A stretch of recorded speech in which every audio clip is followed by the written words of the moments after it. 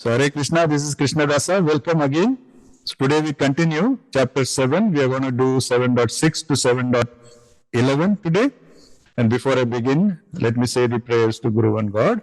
Om Ajnanatirandasya Jnananjana Shalakaya Chakshurum Militamena Tasmai Shri Guruve Namaha. Om Namo Bhagavate Vasudevaya. Hare Krishna. So Kalmaji is going to now recite the Guru Mantra.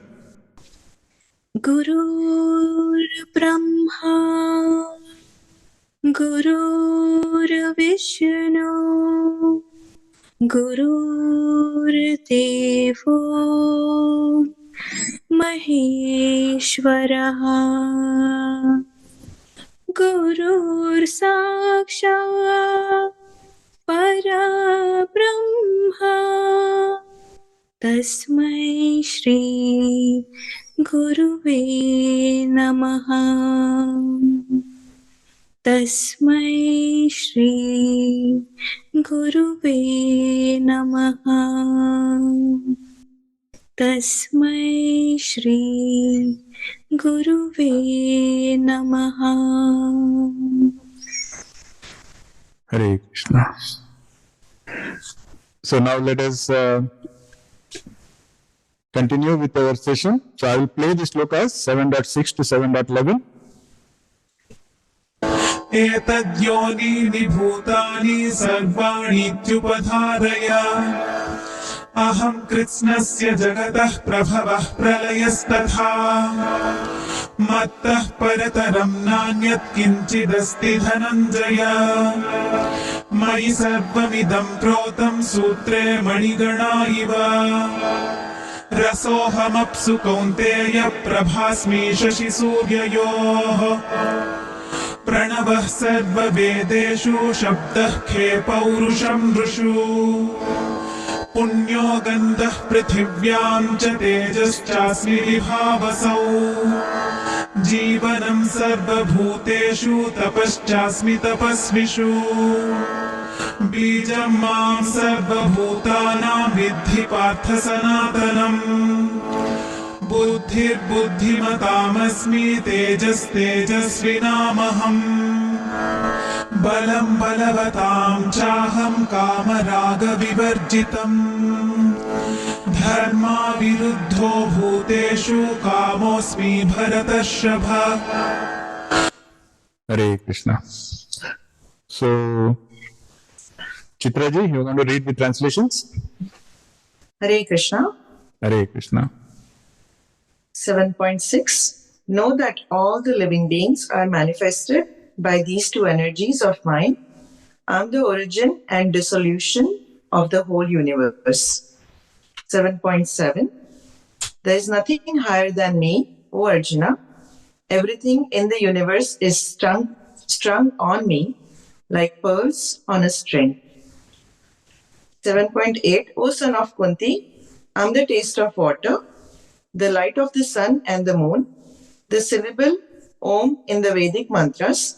I am the sound in ether and ability in man. 7.9. I am the sweet fragrance in the earth, the brilliance in fire, the life in all beings, and I am the austerity of ascetics. 7.10. O son of Pritha, know that I am the eternal seed of all beings. I am the intelligence of the intelligent, the prowess of those who are powerful. 7.11. I am the strength of the strong, devoid of passion and desire. I am desire which is not contrary to religious duty, O best of the Bharatas. Hare Krishna. Hare Krishna. Thank you. So let us continue our beautiful discussion on Bhakti Yoga that Krishna is imparting the knowledge. So according to Krishna, all living entities, they are manifested using God's two energies. We discussed this already. We spoke about it in different ways. We said Purusha, Prakriti, we said Para Prakriti, Apara. So many terms we used.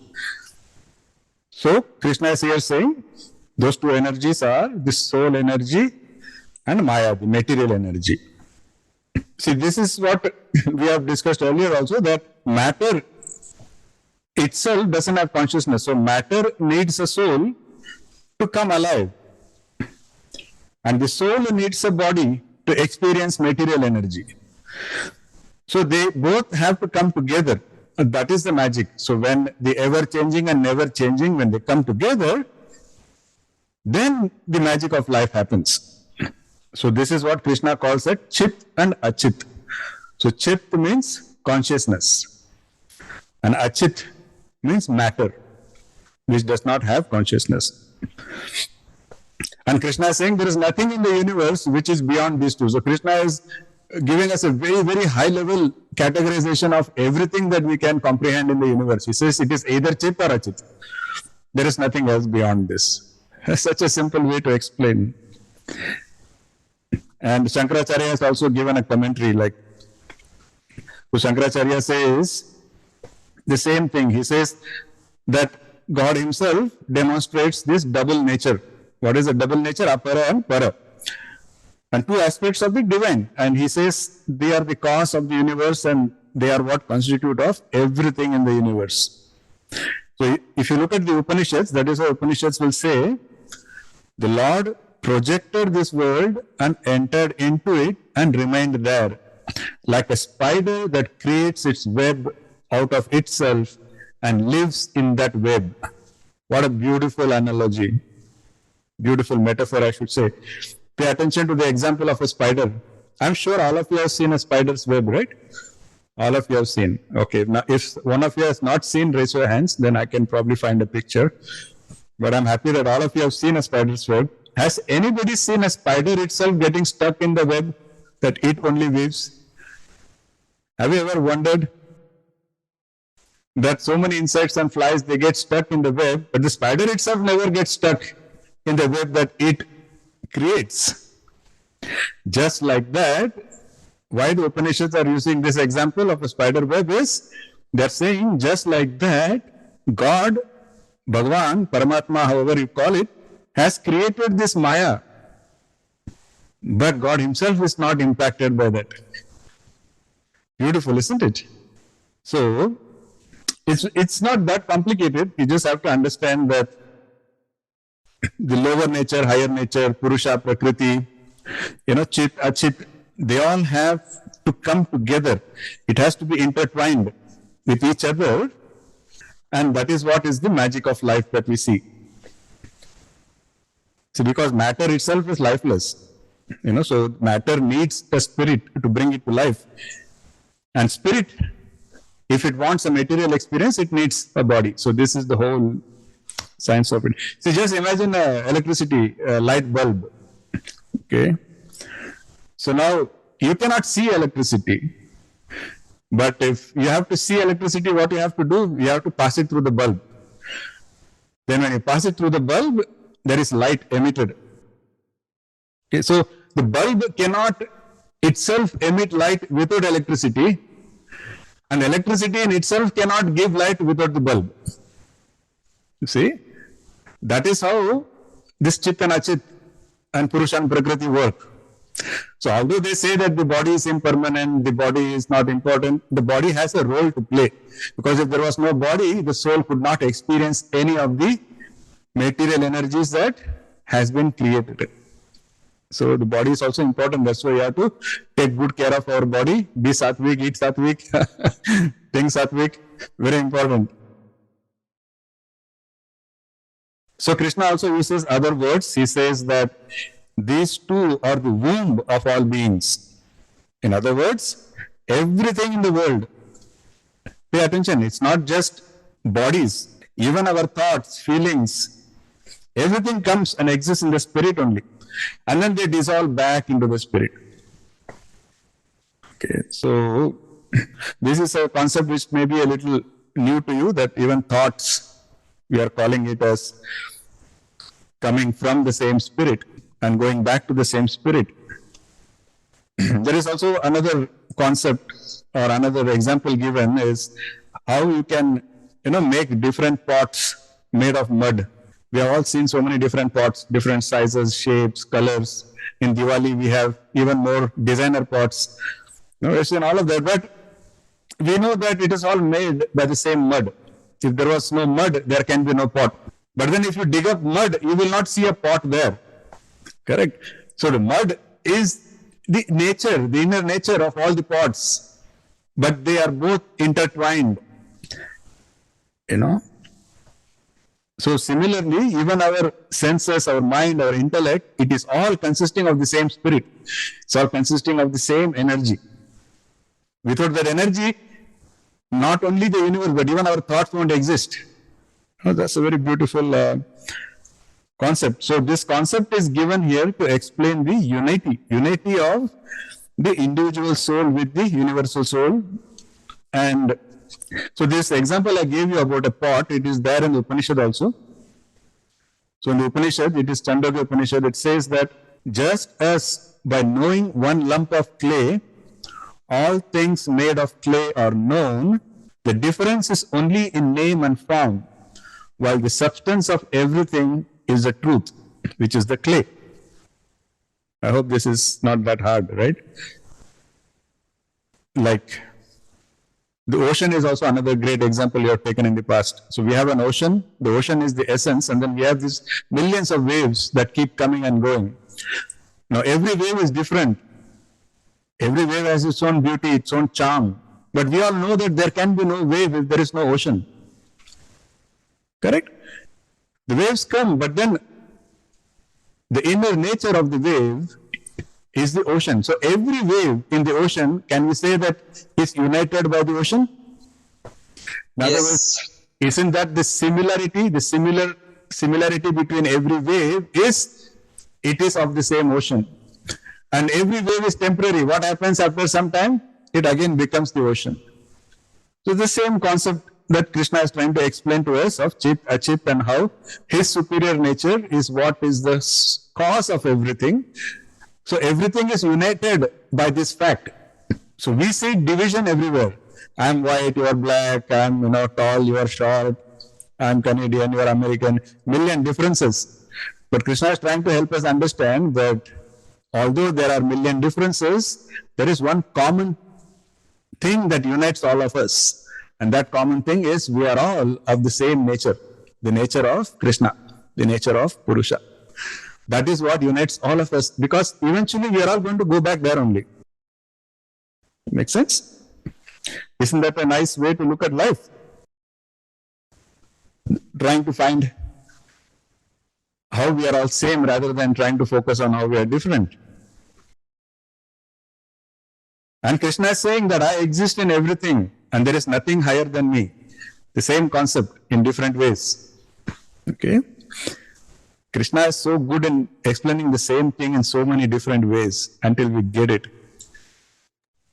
Now Krishna is also using an analogy, beautiful analogy. Krishna is saying, the whole universe is strung in me like pearls in a string. So beautiful. I was actually going to show you a picture, but I didn't want to disrupt this session. But you have seen a pearl necklace. I'm sure all the ladies have seen a pearl necklace, right? Okay, so you all enjoyed and appreciated the beauty of the pearls, and you are busy, like, this pearl is golden, this pearl is white, and all of that. Has anybody ever looked at the thread? Has anybody asked the jeweler, "Mere ko thread dikhao, show me the thread"? No, because we take it for granted, Whereas we don't understand that without that thread, there cannot be a pearl necklace. Correct? So Krishna is saying just like that, although I am not always visible, I am like that thread which is holding that pearl necklace. Without me, there will be nothing. Without me, there will be no necklace. I am like that thread. So beautiful. Such a beautiful analogy, right? So there is another Upanishad, Shvetasvatara Upanishad, where they have given a very beautiful verse to explain this, where one of the sages, he discovers this truth. And when he looks around, he found that infinite reality is there in every being. So he wrote it very beautifully.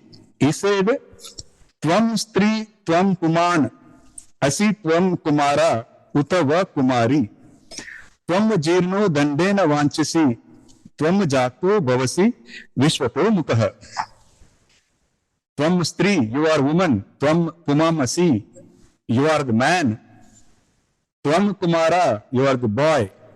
Utha va kumari, as well as a girl. Tvam jirno dandena vanchasi, you are also the old man tottering on a stick. Tvam jato bhavasi vishvato mukha, you are manifest in this universe in millions of forms, but it is still you that we find in all of them. Beautiful, right? And isn't this the same thing we discussed in Bhagavad Gita when we said Samadarshana? See how the concept keeps repeating in different ways.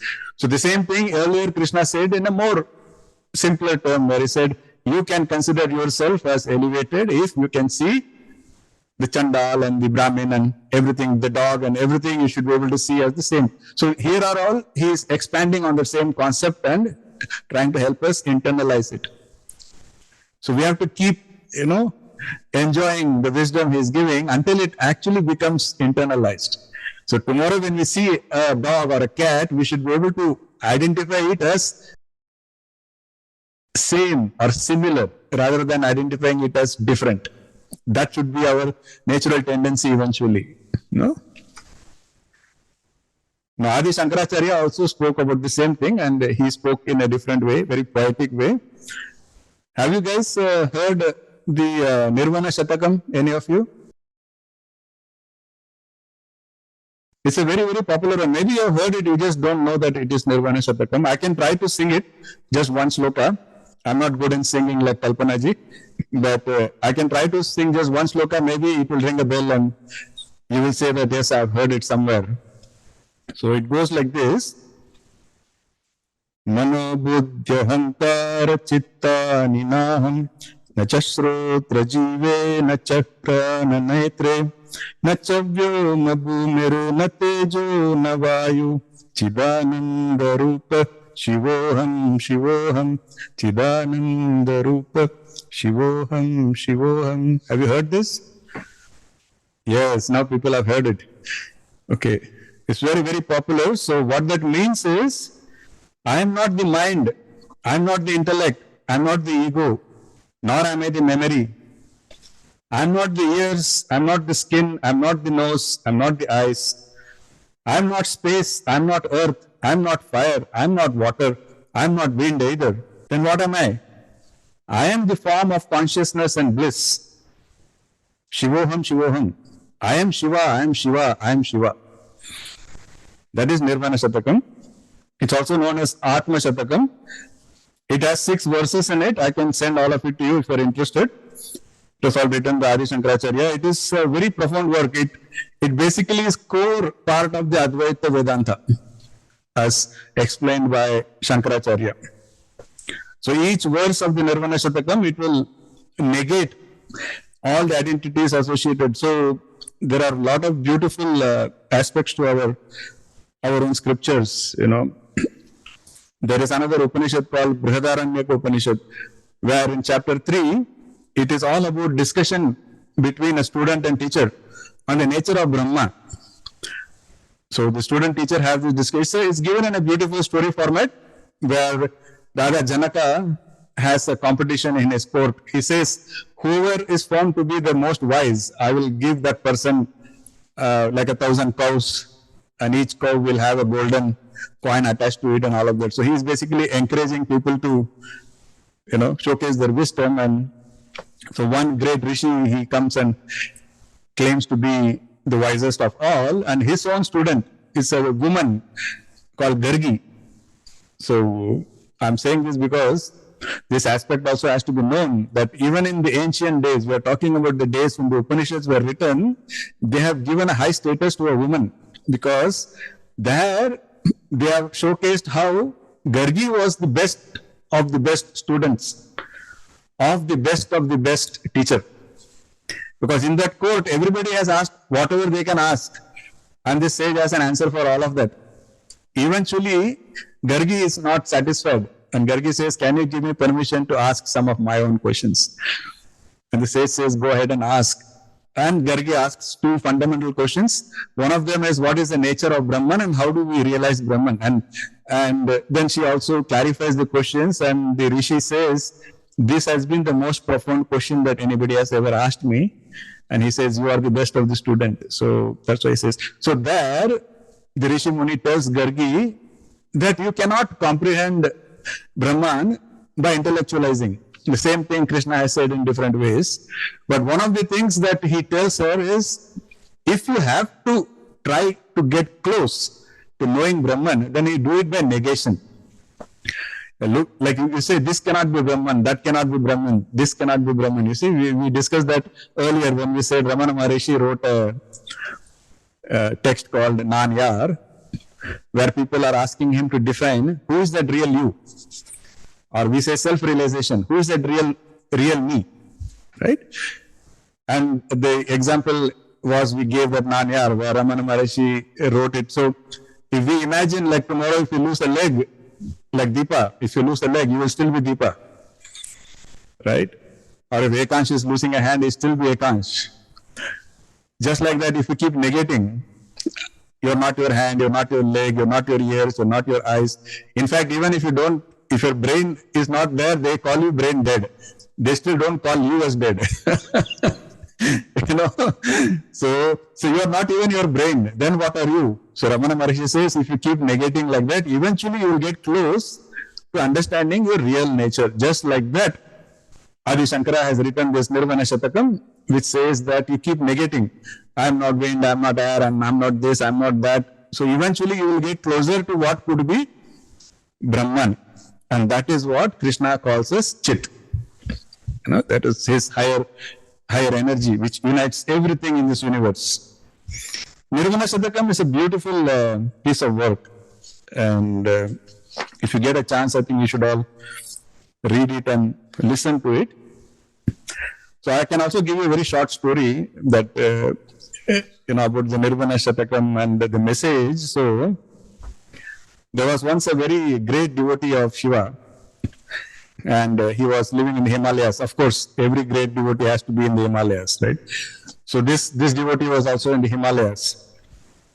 And every day this devotee will spend 10 to 12 hours meditating on Shiva.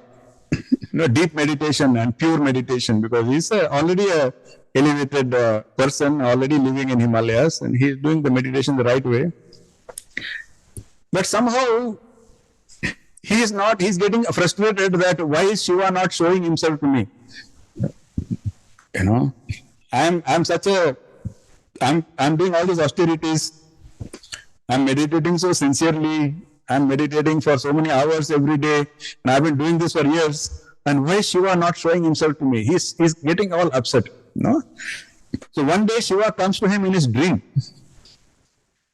And when Shiva comes in his dream, he's questioning Shiva there. He says, Shiva, what is this? You are coming in a dream. But why are you not coming in real life? Why are you not coming when I'm awake? Because I've been doing all the right things. And so Shiva smiles, and then Shiva laughs, and Shiva says, okay, I will come tomorrow. And this guy gets all excited. He says, okay, then how will I identify you? How will you look when you come tomorrow?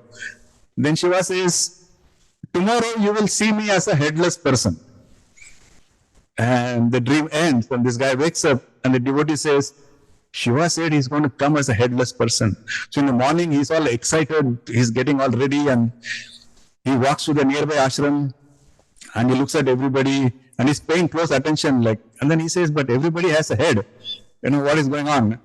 So he goes to the next village close by, then he goes to the river bank, he goes to a temple, and he's looking at everybody, and he's a little disappointed that everybody seems to have a head. What is going on? So dejected, he comes back to his own place, and it's going to be night almost. And he knows Shiva cannot lie. So if Shiva said he's going to come, he's going to come.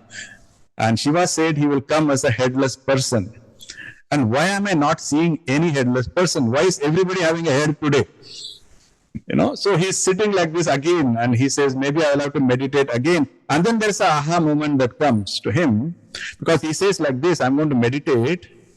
And then he says, oh, look, I can look at my leg, I can look at my body, I can look at my hand, I can look at my neck, but I cannot look at my own head.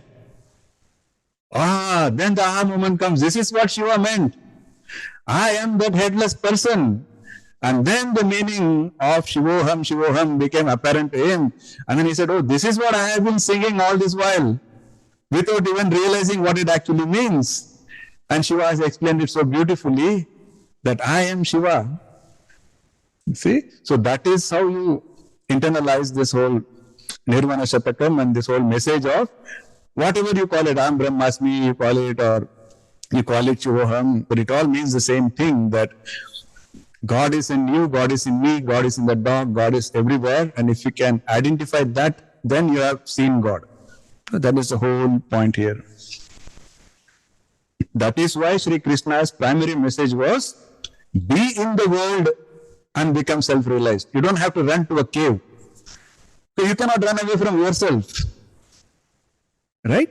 And that is why Krishna's teaching is so practical. Because Krishna said you can be a grahastha, you can be a karmi, and still you can realize this God within you. Okay. See, this is the profound part of the lesson that I am trying to make sure that I do a decent job of explaining to all of you. Let me give another example. Let us say we spoke about this earlier, gold ornaments. Now, you all have ornaments. A lot of these ladies here have ornaments. You have bangles, you have necklace, you have earrings. Now you have listened to this pravachan from Guruji. Now you are going home and you are saying, oh, Guruji said that, we have to focus on the core essence. So this is a bangle, this is a necklace, but then the truth is, they are all actually gold. So basically, I should not be getting attached to the bangle or a necklace or a earring. So I'm going to throw all of this away and I'm going to go search for gold. Does it feel stupid? Because did you not throw away the gold with the ornaments? So if you throw away all the ornaments, where are you going to find that gold? The gold was in the ornament. So the message is not to throw them away. The message is not to get hung up, not to get too attached to those forms, and not to say that my bangle is better than my earring or the earrings are better than necklaces. Don't get into that. Be aware that they all have the same essence of gold and focus on that. Just like that, Krishna says, yes, it is all Maya. Yes, it is all an illusion. But don't try to run away from that and say, I'm going to find God. Because God is in that illusion also. Or in other words, God can be found in that illusion. So don't say that I will give up everything, I will run away or go to a cave, because you are missing the whole point. Makes sense? So this is the profoundness of Shri Krishna's teachings. Okay. Now Shri Krishna explains how he is the essence in everything. And from Shlokas 7.8 to 7.11, Krishna is explaining how he is everywhere and how he is the essence of everything. He is using many terms. So today we have young Anish with us. Is Anish there, Chitraji? Yes, Anish is here today. Anish, would you like to read all the different essences that Krishna is talking about? Rasoham Apsukam Kunteya. I'm the taste of water, O son of Kunti. Prabhashmi Shashi Suryaho. I'm the light of the sun and moon. Go a little slow, Anish, and go a little focused. Yeah. Pranava Sarva Bhudeshu. I'm the syllable Om in Vedic mantras. Shabdakhe. I'm the sound in ether. Paurusham Rasu. I'm the ability in man. Punya Gandha Prithvyam Cha. I'm the natural fragrance of the earth. Tejas Jashmi Vibhavaso. I'm the heat and fire. Jivanam Sarva Bhuteshu. I am the life of all that lives. Tapas Jashmi Tapas Visu. I'm the austerity of all ascetics. Vijam Mam Sarva Bhutanam Viti Parta Sanatanam. I'm the original seed of all existences. Know that, O son of Partha. Buddhir Matam Ashmi. I'm the intelligence of the intelligent.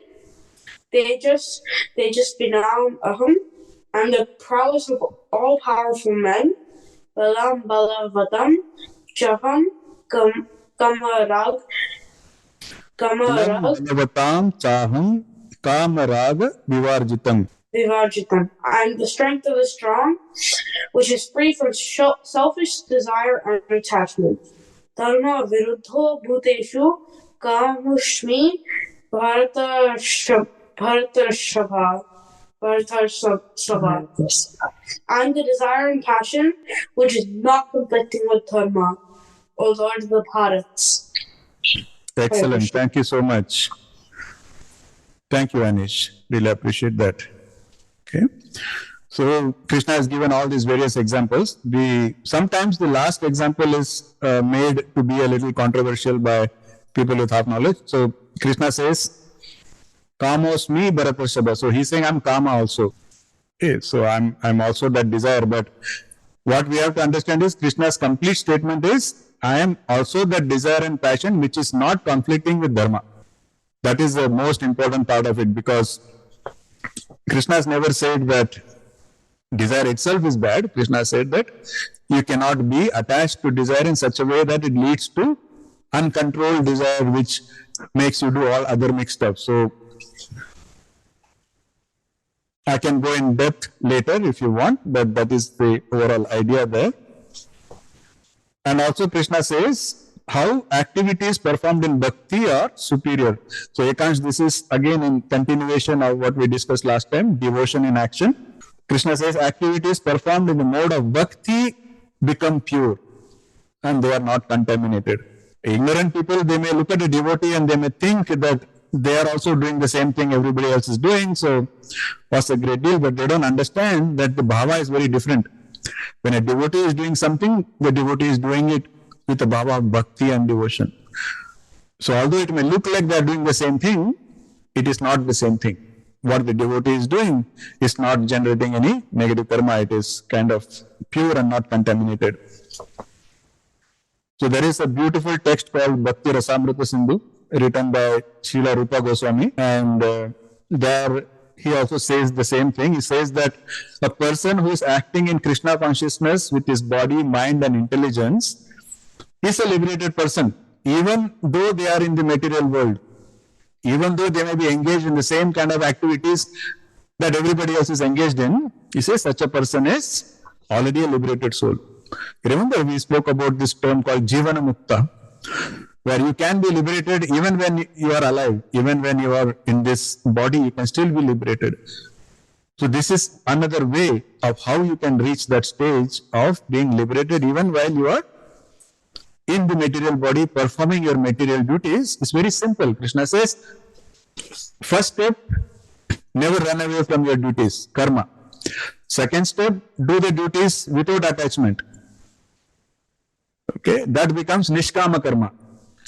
And then third step, do the same thing without attachment, but with a bhava of devotion also. So very gradually you go one step after another step after another. But then if you go to the third step and if you are able to do nishkama karma with a bhava of bhakti, then you are going towards being a Jivana Mukta. It is happening, you may not realize, but you are all becoming Jivana Muktas gradually. Okay. So in fact, the people who are practicing this, they are the ones who are actually called as sants. We used to have the word sant. So this is the actual meaning of sant. Sant is somebody who is practicing devotion in action. And what else does it mean? So we spoke about Shravanam, Mananam, Nididhyasana, all of that. Each aspect of that has to have devotion infused into it. Now see, the transformation will happen. Like today we are all sitting, listening to a lecture. Even that should be done with a lot of devotion. Even listening has to be done with devotion. Then thinking about it has to be done with devotion. Then implementing it in your life, acting what you learned, that has to be done with devotion. That is all. You are on the way to becoming a yogi. In the true sense. That is the beauty. In Srimad Bhagavatam, they say that by rendering such a devotional service, the kind we just discussed, Krishna says that such a person acquires costless knowledge and detachment will will automatically keep improving. In other words, attachment will not come anywhere near such a person. So it is like a, spiral where once you start, it keeps going faster and faster, and you keep going towards progress quicker and quicker. The converse is also true. If you are not careful, no, it's okay. One day I will give a discount to myself. One day I will do something naughty. One day I will do something which is not good. Then that is a negative spiral. Even that goes faster and faster. Because today it may feel a big deal to do one wrong thing, but once you have done that wrong thing, doing one wrong thing no longer feels like a big deal. The next day you say, okay, I already done one wrong. What's the big deal? I'll do one more, And before you realize you are in a downward spiral, even that takes off pretty quickly. So be careful which direction you are going. Make sure you are going in the right direction, and then just be consistent. It will automatically accelerate you in that path. Okay? Because that is the power of Bhakti Yoga. It will help you purify and perfect you very quickly. You just have to be consistent. That is the first thing. No pride, ego, that we already discussed. And then Sulakaji had posted the thing on the forum also. What was that? Nirmala Mana? Janaso mohi pava, mohi bed kapat, chalachidra na bhava. So Rama also says the same thing, that hypocrisy, chal, kapat, you shouldn't have any of that. You just focus on that, focus on devotion and action, and Krishna says you are well on the way to spiritual evolution. Now from the next verse onwards, Shri Krishna is going to explain more about his nature, and he will guide us more on this whole thing he just spoke about, on how to do this better and how to actually make progress faster. So thank you so much. With that, I'll stop talking. I'll open the floor. If anybody has any inputs, comments, please go ahead. Okay. Guruji, it was really a deep session. Deep session. Thank you. Guruji, we spoke about Brahma Bhuta and Brahma Samparasana. So it's the same context, right? When you say he is in everything, right? Yeah. So the Brahma Bhuta and Brahma Samparasa was talking about the quantitative difference between the tiny spark of God within us and the infinite ocean of God. In other words, self-realization and God realization. What is the difference? That was Brahma Bhuta and Brahma Samparasa. But at the end, it is the same thing. Yes, the same thing is the same spark, the spark of the same Supreme that is in everything. That is what unites everything. So I hope that makes sense, Deepaji. Yeah. I'm happy that you are remembering some terms. So I know this question will be coming to you in revision. Yeah. Okay. Okay then. No more questions. So thank you everybody. Hare Krishna. Hare Krishna. Happy Sankarācārya. Happy Sankarācārya. Happy Lohri. Happy Happy Sankarācārya. Pongal. Hare Krishna. Hare Krishna. Yeah. Hare Krishna. Hare Krishna, Hare Krishna. Take care. See you all in the next session. Totally grateful to all of you for your continued support. Okay. Hare Krishna. Hare Krishna. Hare Krishna.